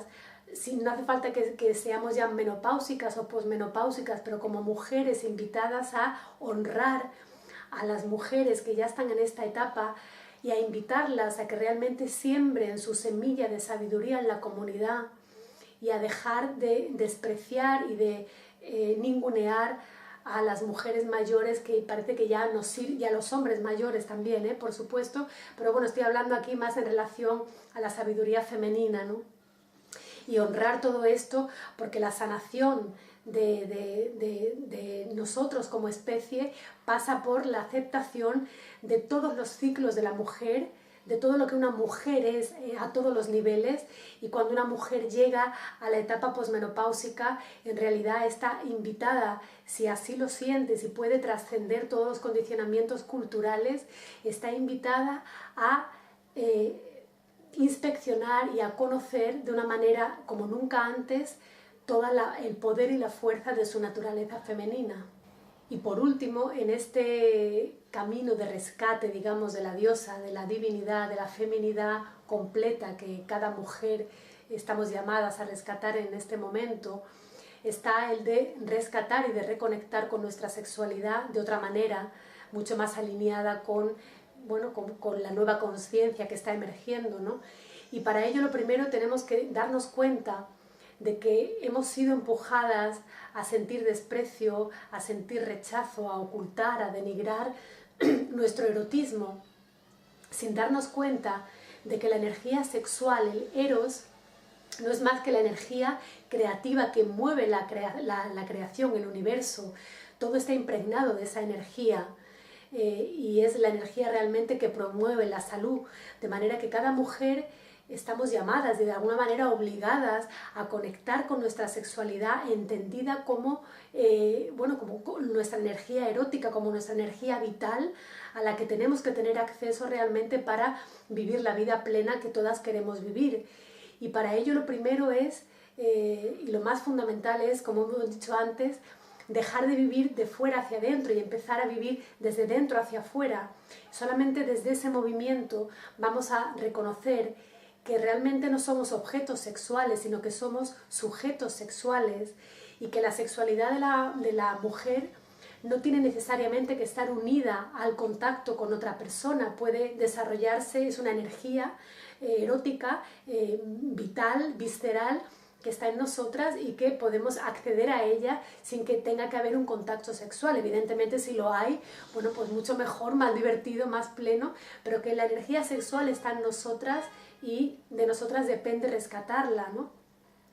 Cuanto más conectadas estemos con nuestra sabiduría en nuestro cuerpo, más sabremos qué necesitamos a un nivel sexual y cómo desarrollar nuestra sexualidad de la manera más plena, dándonos cuenta de que lo primero es podernos realizar y disfrutar nosotras a través de nuestra sexualidad, y después, bueno, que nuestra sexualidad y que nuestro erotismo activado, que esa energía vital que está conectada con la existencia, ponerla al servicio de la familia, de la pareja, de la comunidad, pero primero que pase por nosotras, que nosotras pasemos a través de ella y nos transmutemos en el proceso. Y por supuesto el llamamiento más bonito quizá y más importante en este momento es el volver a conectar con la sexualidad de una manera santa, de una manera sagrada, como se hacía en la época del culto a la diosa, en donde la sexualidad, la fertilidad y la naturaleza estaba conectado y éramos todas una con el eros del universo y de la naturaleza y de los ciclos. Bien, pues visto hasta ahora todos estos procesos, estos cambios internos que estamos llamadas a realizar realmente para traer de vuelta la energía del divino femenino a esta cultura, a este ahora, me gustaría hacer un paréntesis y hacer una reflexión, creo que muy importante, acerca del feminismo. Y claro, porque todo esto que estoy hablando puede interpretarse como que estoy reivindicando un poco la voz de la mujer desde el punto de vista de la lucha, ¿no? Que es lo que el feminismo de alguna manera propugnó y dado el contexto social fue perfecto así, ¿no? Tenemos que tener en cuenta, bueno, que la represión de tantos siglos condujo por fin a la explosión en los años 60 del movimiento de liberación feminista, que fue súper importante, evidentemente, porque bueno, puso de manifiesto a toda esa generación de mujeres que estaban insatisfechas y frustradas por haber vivido para otros durante toda su vida, y bueno, puso de manifiesto la injusticia de este sistema en el que no permitía que las mujeres se realizaran de ninguna manera, ¿no? Evidentemente, claro, cuando las mujeres se ponen en contacto con su feminidad y con el derecho realmente a ser quienes son, es como que se despierta la furia de la diosa abandonada, ¿no? Y esto es muy legítimo, muy comprensible, ¿no? ¿Qué ocurre? Que cuando hay un movimiento de liberación femenina, un momento en la historia en el que la presencia de lo femenino es más evidente, hay también, para contrarrestar ese impulso, pues llega una ascensión, digamos, de la violencia masculina, que es un poco lo que estamos viviendo hoy en día con todo el tema de la violencia de género y demás. De forma que es todo un movimiento pendular, ¿no? Toda la constricción de la mujer durante siglos da lugar al movimiento feminista, el movimiento feminista da lugar otra vez un poco a la subyugación o el intento de aplacar todo lo femenino en la actualidad, ¿no? Pero bueno, a mí me gustaría hacer aquí una reflexión. Voy a entrar en un terreno un poquito delicado, que sé que bueno, va a despertar quizá rechazo, quizá incomprensión en alguna gente que me esté viendo, pero bueno, como yo estoy creando este vídeo desde mi conciencia, desde mi comprensión y mi experiencia, es lo que estoy ofreciendo sin querer convencer a nadie, sin querer ofender a nadie, sino en una reflexión consciente y madura de realmente qué es lo que estamos viviendo, ¿no? Porque es indudable que el feminismo tuvo su razón de ser, fue súper importante, puso de manifiesto cosas muy evidentes, reajustó todo el sistema familiar, que era como la base de la estructura patriarcal, clamó por la igualdad de género, en fin, cosas muy importantes, pero para mí el feminismo, como todos los ismos, es una inflamación del alma. Igual que el sufijo itis en las enfermedades físicas como la flebitis o la faringitis o la conjuntivitis está refiriéndose a una inflamación de algo físico, los ismos, para mí, cualquier vanguardismo, cualquier ismo es una inflamación del alma. El feminismo, por tanto, es una inflamación del alma en la medida en que está conduciendo a las mujeres a estar permanentemente identificadas con su herida y con su dolor, y por tanto atrapadas en la rabia y en el resentimiento y en el deseo de, para de alguna manera compensar todos los siglos de subyugación, ponerse ellas por encima de los hombres. Esto realmente lo único que estaría haciendo es perpetuando el sistema dominador que ya hemos hablado, da igual que sea el hombre sobre la mujer sobre el hombre, en cualquier caso es un sistema dominador que no es el sistema que realmente estamos llamados a crear en esta nueva era, que ya, como hemos dicho al principio, es un sistema solidario en el que hay una igualdad entre los géneros, ¿no? Entre los hombres y las mujeres. El periodista Rafael Palacios, más conocido como Rafa Pal, que bueno, es como un poco la voz valiente de todo el desmontaje de la sociedad, de la economía, de todo que tenemos en España. Es como el que eleva la voz desmontando toda la conspiración. Ya hablaré más de él y de todo esto en el siguiente vídeo. Pero él habla, su opinión es que la violencia de género, que todo el surgimiento y la intensificación de la violencia de género no es más que una paranoia creada por la ingeniería social con la intención de destruir la relación más importante que nos puede llevar realmente al cambio y a la evolución, que es la relación armónica entre hombres y mujeres. Yo le doy espacio a su propuesta. Sé que esto levanta muchas heridas. No estoy diciendo que la violencia de género no exista, estoy diciendo que la manera en la que nos la venden en los telediarios, en las noticias, en los periódicos, el bombardeo constante que tenemos, eso tiene una intención. No me creo que haya más violencia ahora que hace unos años, pero sí hay más información sobre ella y hay mucho interés en que se cree esa fricción entre los dos géneros, ¿sí? Eso es lo que él habla. Yo, sin negar, evidentemente, que haya esta violencia, sí que invito a la reflexión y a darnos cuenta de que toda esa química de alguna manera del revanchismo al que nos invita toda esta violencia de género es una química que nos agota a un nivel brutal, físico, energético, emocional, ¿no? Y que no podemos cambiar el mundo ni ir hacia una nueva era, hacia una nueva sociedad, si tenemos el sistema adictivo dentro de nosotras. Y el sistema adictivo dentro de nosotras supone seguir creyéndonos víctimas. Y es que no nos damos cuenta de que cuando nos están de alguna manera vendiendo todo el tema de la violencia de género, están perpetuando la victimización de la mujer, y esa es la manera más efectiva para desempoderarnos. En el momento en el que nos sentimos víctimas, que no digo que no haya asesinatos, violaciones, abusos terribles contra las mujeres, y no estoy ni obviando eso ni ignorándolo, pero estoy diciendo que cada una también tiene la responsabilidad de ver de qué manera está participando en ese juego de subyugación, de dominación, dominada, dominador. Y claro, lo que hemos hablado desde el principio, la responsabilidad hay que asumirla y no podemos tirar balones fuera y seguir culpando fuera, ¿no? De alguna manera cada una es responsable también de lo que está viviendo, y por tanto está en nuestra mano darle la vuelta a todo esto y darnos cuenta de que está en nuestra mano, repito, y que depende de nosotras el empezar a crear un vínculo diferente con lo masculino y con los hombres, porque en el momento, claro, todo eso también viene generado por una gran confusión, ¿no? Los medios de comunicación, las leyes para defender a las mujeres de la violencia de género, de alguna manera nos hacen confundir. Creemos que nos están respetando, que nos están viendo como mujeres porque nos están defendiendo. Y si seguimos sintiendo que tienen que defendernos, seguimos de alguna manera perpetuando la violencia y el enfrentamiento entre lo masculino y lo femenino. Entonces, bueno, es un tema muy, muy álgido, muy complejo, muy delicado. No pretendo crear ampollas ni crear,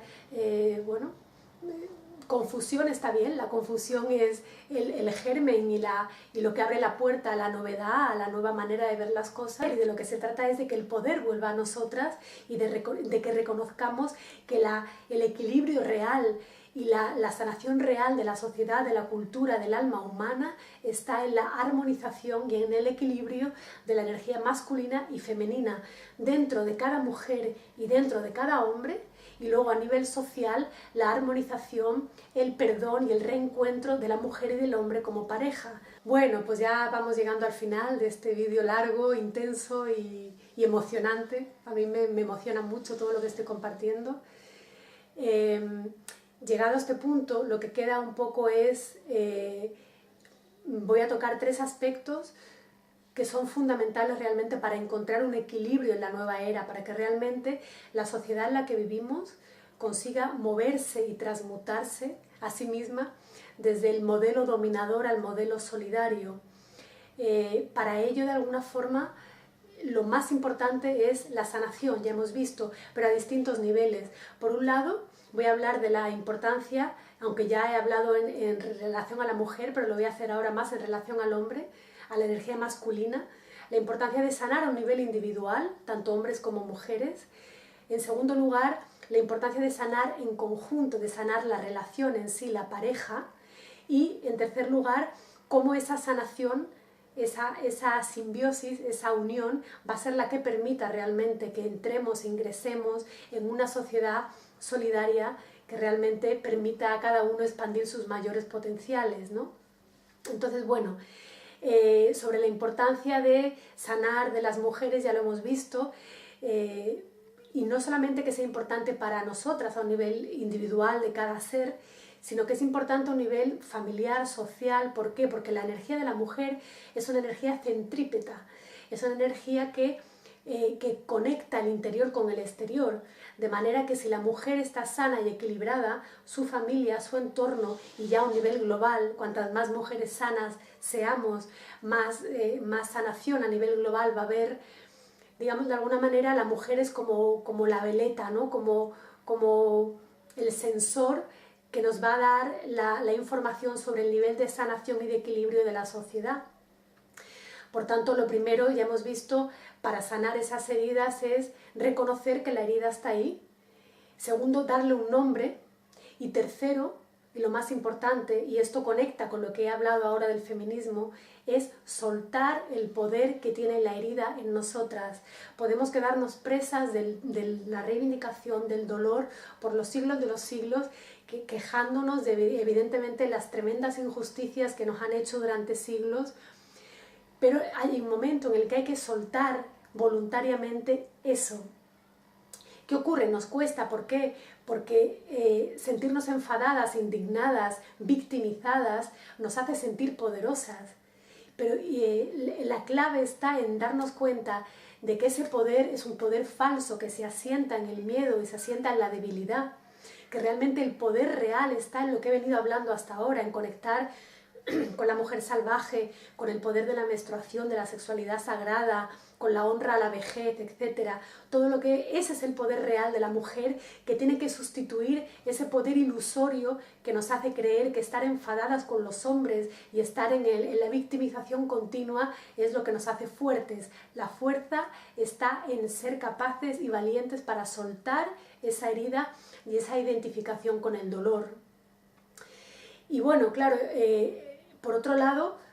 ya hemos visto, la energía femenina está en proceso de sanación, cada vez está más vital, cada vez somos más mujeres conscientes. ¿Qué ocurre con la energía masculina? ¿Qué ocurre con los hombres? Es fundamental ahora que los hombres abran la conciencia a la necesidad de sanar su propia masculinidad y su propia feminidad dentro de ellos. Porque no solamente para el beneficio propio de ellos como seres, sino también para la salud apropiada de la energía femenina, porque la energía femenina no puede florecer del todo ni anclarse de una manera definitiva y contundente en la realidad si no está sostenida, contenida y abrazada por la energía masculina. Y esto no significa que haya una debilidad inherente a la energía femenina, sino que la potencia de cada una de las dos energías solamente puede activarse y ponerse al servicio cuando funcionan en simbiosis y en cooperación. De manera que ya está bien de luchas y ya está bien de también identificar a los hombres con la guerra, con lo bélico, con lo violento. Evidentemente ellos han sido los que han luchado, pero no significa que el hecho de ser hombres lleve aparejado el tener esa violencia dentro. Los hombres también están deseando conectarse con su paz, con su sensibilidad. Lo que pasa es que tienen una carga tan grande de condicionamientos, de memorias, de violencia, que ellos solos no pueden quitarse esa carga. Nosotras tenemos también que colaborar y ayudar a que eso ocurra. Y eso ocurre no solamente con la sanación de los hombres, sino también con la sanación de esa energía masculina dentro de nosotras. Y es que todos, tanto hombres como mujeres, tenemos, ya sabemos, distintos chakras. Cada chakra, digamos, está más vinculado con una energía que con otra. Así, por ejemplo, el chakra 1 tiene más energía masculina, el chakra 2 más femenina, el 3 masculina, 4 femenina, 5 masculina, 6 femenina, y ya el 7º es la integración y la trascendencia de esa dualidad. Y la mayoría de los traumas que tenemos todos los seres humanos en este planeta se dan en los chakras 1, 2 y 3, que son los chakras implicados en la violencia, en los abusos, en el abandono. Y de esos 3 chakras, 2 son masculinos, el 1 y el tercero. De manera que es preponderante y es urgente que todos, hombres y mujeres, sanemos esa energía masculina dentro. ¿Y cómo podemos identificar una energía masculina centrada, equilibrada y armónica? Porque sí sabemos cómo es una energía femenina armónica, conectada con la intuición, con los ciclos, ya lo hemos visto. ¿Cómo es una energía masculina sana, equilibrada? Bien, pues es un poco darnos cuenta de que el primer chakra ya no tiene el hombre que estar en la lucha, en la defensa del territorio, sino que la energía del primer chakra puede servir como anclaje a esa simbiosis, a esa unión de lo masculino y de lo femenino, y darnos cuenta de que si la mujer tiene una energía expansiva de vinculación, de conexión con los demás, el hombre en ese movimiento tiene la función de contener todo ese flujo hacia el exterior de la mujer y de alguna manera proteger que el equilibrio entre el dar y el recibir esté equilibrado, esté bien, ¿no? Esté armónico. De esa manera, un primer chakra sanado sería un chakra autoconsciente, o sea, un chakra que nos ofrece una energía de autoconsciencia, al igual que el tercer chakra sería una energía de autoconfianza. El tercer chakra, que es el chakra del poder personal, del ego bien entendido, del ego como individualidad, como yoidad, como algo separado que necesita manifestarse como algo separado para vivir la experiencia de la individualidad que también hemos venido aquí a vivir. Así que bueno, con la sanación de esas 2 energías, la energía masculina dentro de mujeres y de hombres y la energía masculina a un nivel global y social va a poderse ir equilibrando poco a poco. Evidentemente esto no es un cambio, como ningún cambio de la noche a la mañana. Lo primero es que los hombres, y cada vez hay más hombres sensibilizados con su propia herida, porque el hecho de haber sido dominadores durante tanto tiempo también crea una herida en el alma muy profunda y muy difícil de limpiar. Y nosotras, por eso es tan importante que nosotras también, una vez que hemos visto nuestras heridas, las hemos sanado, las hemos reconocido, les hemos dado un nombre, que las soltemos, porque solamente soltándolas podremos también acompañar a los hombres en su proceso de sanación y en el proceso de reconocimiento de su propia herida y en el proceso de perdón y de comunidad y de conexión que todos en realidad, tanto hombres como mujeres, ansiamos en nuestra realidad. Entonces solo así, tras la sanación individual de la mujer con su propia feminidad, del hombre con su propia masculinidad y de la mujer y el hombre con la sanación de las energías masculinas y femeninas dentro de cada uno, es como se va a poder llegar al siguiente paso, que es el de la sanación de la pareja. Pues es la pareja como unidad la que va a permitir realmente el salto de conciencia y el salto evolutivo que necesitamos hacer ahora sí o sí para que esta humanidad y este planeta sobrevivan, ¿no? Entonces, bueno, ya hemos visto hasta ahora lo que ocurre cuando la energía masculina y femenina están en lucha, están en oposición, están en la negación una de la otra. Llegamos a la destrucción de cada una de las 2 energías, al conflicto y al ninguneo de la potencialidad que tiene cada una. Por eso estamos llamados ahora a reconciliar esos 2 opuestos y a reconocer que nuestra ansia de acumular bienes, de tener, de poseer, de construir, no es más que una sustitución de todas las relaciones emocionales que tenemos, que no nos satisfacen, que no nos llenan, porque están asentadas realmente en una falta de comprensión y en una falta de sanación interna. Entonces, ¿cuál sería el trabajo que tanto el hombre como la mujer deberían hacer dentro de la pareja, dentro de esa comunión que los 2 han decidido crear? Pues por una parte sería que cada uno reconozca que la energía predominante, aunque cada persona, cada ser humano tenga las 2 energías dentro de sí, evidentemente en la mujer hay más energía femenina y en el hombre más energía masculina, pues que cada uno reconozca la naturaleza de su propia energía. Así el hombre va a darse cuenta de que su energía está vinculada con la capacidad de la energía masculina para manifestar aquello que tiene que ser manifestado, es la manera en la que el espíritu puede manifestarse hacia el exterior, y la energía femenina es la que está conectada con la fuente y desde dentro puede ofrecer al mundo todas las potencialidades posibles para que la energía masculina las materialice.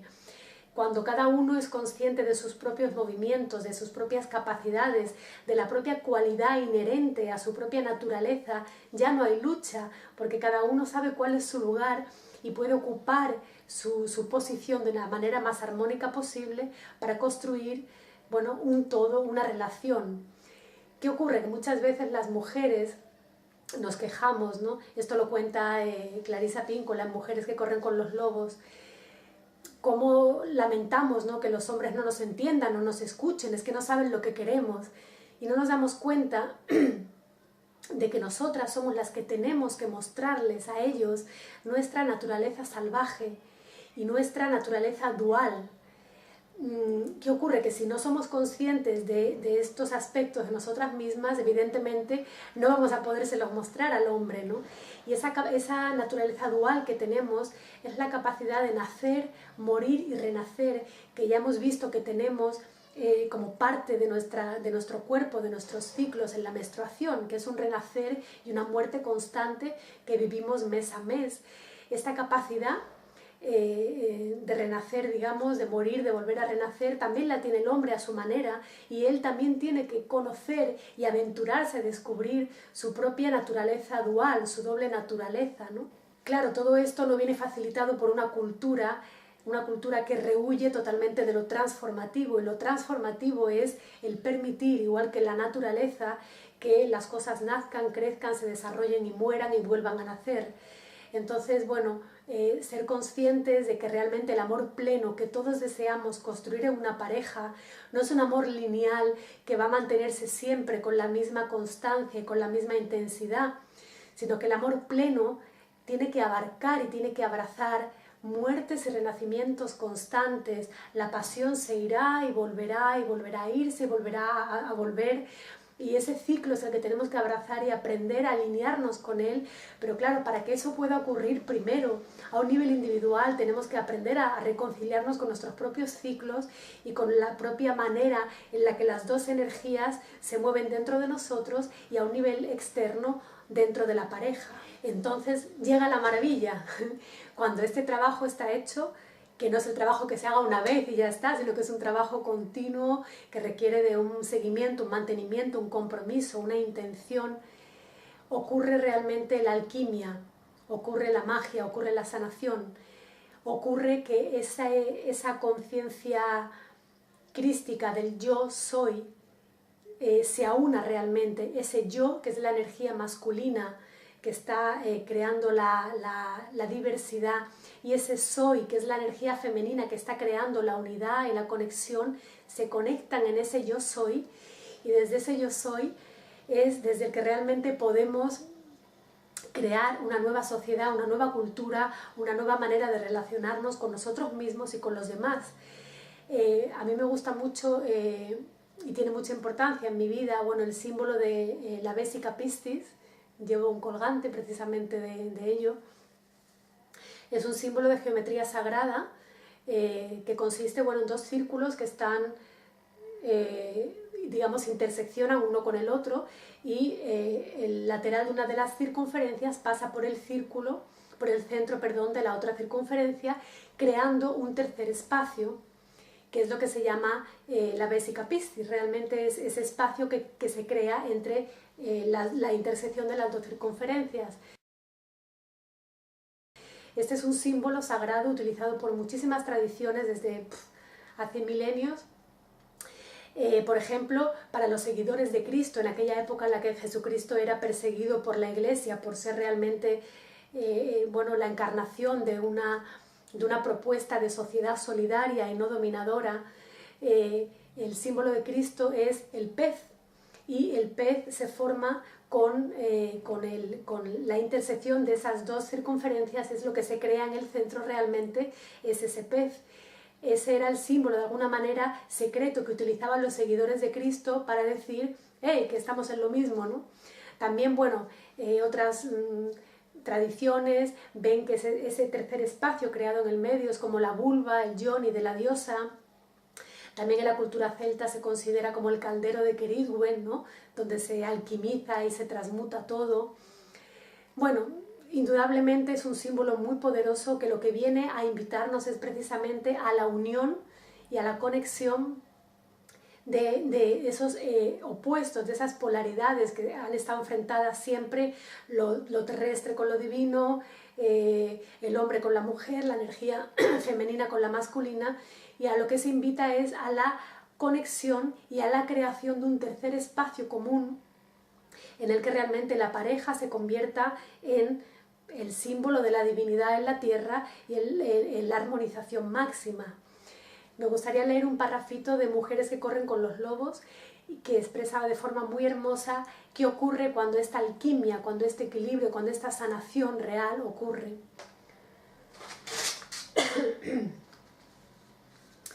Dice, el hombre salvaje, el compañero de la mujer salvaje, es el que desea aprender, el que insiste en regresar para intentar comprender, el que no permite que los espectáculos secundarios que encuentra por el camino lo aparten de su propósito. La tarea salvaje del hombre es, por tanto, la de descubrir los verdaderos nombres de la mujer y no hacer mal uso de este conocimiento para ejercer su poder sobre ella, sino dejarse inundar, sorprender, escandalizar e incluso atemorizar por ella y permanecer a su lado y cantarle sus nombres. Eso hará que a la mujer le brillen los ojos y que a él le brillen a su vez los suyos. Así tiene que funcionar la relación amorosa, cada miembro de la pareja transformando al otro. La fuerza y el poder de uno se desenreda y se comparte. Él le entrega a ella el tambor del corazón. Ella le entrega a él el conocimiento de los ritmos y las emociones más complicadas que imaginar se pueda. ¿Quién sabe qué cazarán juntos? Solo sabemos que recibirán alimento hasta el final de sus días. Y así conectados, en armonía, conscientes cada uno de su papel y conscientes de estar creando juntos una unión,